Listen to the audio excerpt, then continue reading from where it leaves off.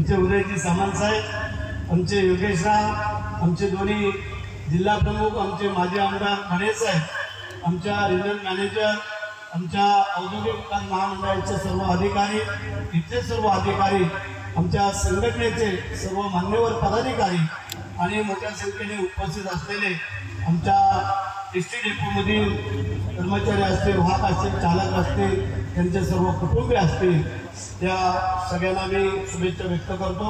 आणि आमचे नेते उदय सामंत साहेब यांना मी माझ्या रायगडच्या वतीने शुभेच्छा व्यक्त करतो। कारण माणूस कसा असा, यांचं उदाहरण त्यांनी आम्हाला इथं बोलून दाखवून दिलं। अजून बरेच ठिकाणी दाखवायचे आहेत, आता आम्हाला बघितलं तर आम्ही काय सोडणार नाही त्यांना पण, कारण आमचा पण सहभाग आहे ना त्यांच्या पाठीमागे। म्हणजे नामदार उदय सामंत साहेब म्हणजे एक रत्नागिरी जिल्ह्याचे सुपुत्र जरी असले तरी महाराष्ट्राला लाभलेले एक विकास रत्न म्हणून त्यांच्याकडं पाहिलं जातं। एक कुशल नेतृत्व, कुठून कसा निधी आणायचा, काय करायचं आम्ही पण आश्चर्य घेतो। पण मला काय पहिलीच वेळ मिळाली ना, त्याला योगेश आणि आम्ही दोघे पहिलेच आहेत, ते बरेच वेळ झाले ना मंत्री, पण चांगली बाब आहे। मागच्या वेळेला आमच्याही जिल्ह्याचं पालकमंत्रीपद त्यांच्याकडे दिलं होतं, आता मला देण्यासाठी प्रयत्न करता येते, बघूया आपल्या वगैरे होईल काहीतरी, काळजी करण्याचं कारण नाही।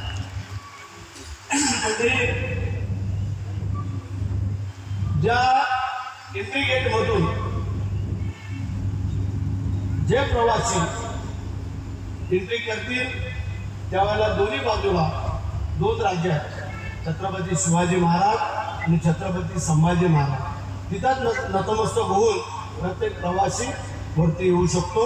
ही संकल्पना ज्या सामंत साहेबांनी आणि त्यांचे सर्व अधिकारी वर्ग त्या सगळ्यांनी जी केलेली आहे, मी तुम्हाला खरंच धन्यवाद देतो। कारण येताना त्या एंट्रीमध्ये समाधान वाटतंय, तर मग पुढचं सोडा। जे आज आपण देखणापणे जे काय नटवलेलं आहे ते आम्ही पाहिलं, समाधान वाटलं, प्रत्येकाला वाटतं। तर योगेशने लगेच तिथं मागणी पण करून टाकली, त्यांनी सगळ्या पर्यटन स्थळ तिथं उतरवलंय त्यांच्या दापोलीमध्ये, आणि ते खरं वस्तुस्थिती आहे। म्हणजे त्या पर्यटनामुळे आमची किती अडचण होते ती तू बघत नाहीस की आमच्या येणाऱ्या मानगावमध्ये जी काही ट्रॉफिक आहे किंवा जी काही ट्रॉफिक तिथूनच पास होते सगळी, पण ते अजून एक वर्ष, पुढच्या वर्षी आम्ही ते क्लिअर करतोय। कारण दोन्ही बायपास तुळजापूर आणि मानगाव हे पूर्ण क्लिअर करतोय, त्यासाठी आमचं तेवढंच योगदान लागणार। म्हणजे असो, आज अनेक विविध दुसरे पण कार्यक्रम आहेत। सामंत साहेब, तुम्हाला दुसरा धन्यवाद देतो, तुम्ही तुमच्याकडे नुसती माती नाही उडली फावड्याने, थोडे थोडे आमच्याकडे पण सरकवले, त्याकडे 5 कोटी दिलेत, माझ्याकडे 3-4 कोटी रुपये दिलेत। कारण महाड स्टेशनमधलं अंतर्गत रस्ता असेल, मानगावचा असेल आणि पोलादपूरचं तिथलं बस स्थानक तिथं आम्ही काम करतो। आता गुन्हेगावचं म्हणजे आमच्या भागामध्ये जेवढ्या, कारण तुम्ही जसं सांगताय योगेशजी, जसं रायगड पाहण्यासाठी 14 स्वामींची सुंदरगड आणि तानाजी महाराजांचे समाधीस्थळ हे 4 ठिकाणी, आणि जिजाऊ महासाहेबांचं समाधीस्थळ आणि शिवाजी महाराजांचं राजधानी प्लस समाधीस्थळ हे पाहण्यासाठी जवळजवळ वर्षाला 5-7 लाख लोक त्या रायगडाने आमच्या परिसरात येत असतात। आता 23 तारखेला आम्ही सुरुवात केलेली आहे, त्यांनी मागच्या वेळेला पैसे दिले होते। म्हणजे हे स्वतः फक्त नाही घेतलं, मागच्या वेळेला एकनाथ शिंदे साहेब मुख्यमंत्री असताना त्यांच्या खात्यातून ह्या एस टी महामंडळाला 500 कोटी रुपये तेव्हा त्यांनी दिले संपूर्ण महाराष्ट्राला। त्यानंतर मोठमोठ्या रस्त्यांना पैसे दिले, अशा अनेक योजना त्यांनी त्यांच्या महाराष्ट्र औद्योगिक विकास महामंडळाच्या माध्यमातून केल्यात, आणि त्याचं बरंचसं श्रेय हे सामंत साहेबांना जातं, हे कोणाला नाकारता येणार नाही। म्हणजे असो, त्यांनी अजून मग सांगेल इंजिनिअरिंग कॉलेज बांधलं, शिवसृष्टी केलेली आहे आणि अनेक अशा योजना केलेल्या आहेत। आता एक मोठा भव्य दिव्य रस्ता होतोय आपल्या इथं, जो 3000 कोटीचा रस्ता मेरा नागपूर हा रस्ता आपल्याकडनं होतो 3000 कोटी रुपयांचा, त्याच्या कामाला सुरुवात झालेली आहे।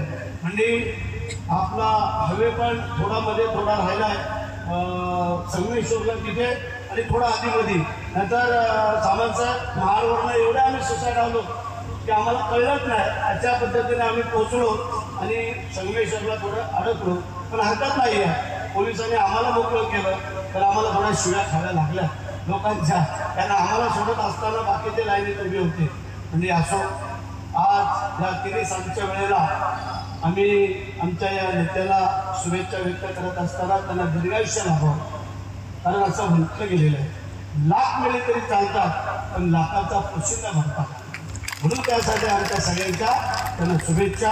हे काम, हे कार्य आणि जे काय वेगळेपण आहे हे त्यांनी सिद्ध करून दाखवलेलं आहे.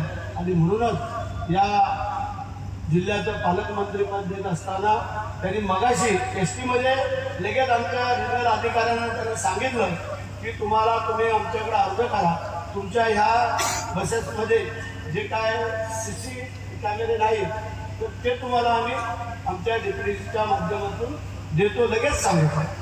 म्हणजे देण्याची दानत कशी असते पहा. आणि म्हणून पुन्हा एकदा मी रायगडच्या वतीने आणि आपल्या सगळ्या रत्नागिरीच्या वतीने पुन्हा एकदा त्यांना मनापासून शुभेच्छा व्यक्त करतो. एक अत्यंत देखणं चांगलं, स्वच्छ, सुंदर.